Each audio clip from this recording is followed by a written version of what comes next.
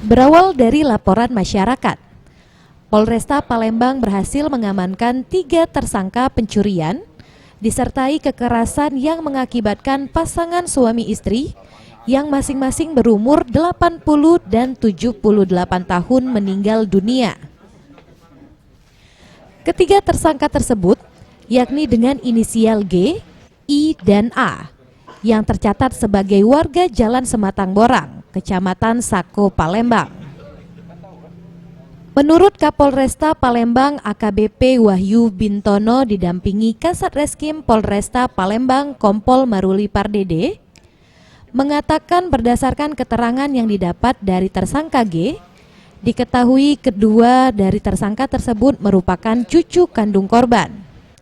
Motif dari pembunuhan tersebut dilatar belakangi karena tergiur perhiasan serta uang tunai yang dimiliki korban sehingga tersangka G ditemani rekannya I tega menghabisi nyawa korban.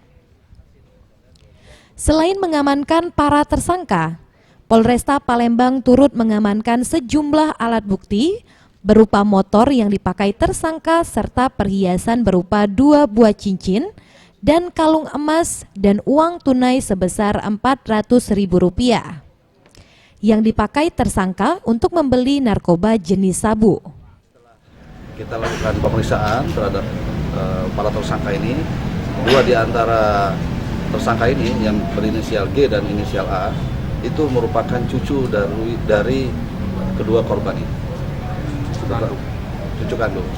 Dan setelah dilakukan pemeriksaan secara mendalam, diketahui bahwa motif daripada kejadian ini adalah bahwa tersangka ingin menguasai barang milik korban, ya, berupa perhiasan dan sejumlah uang.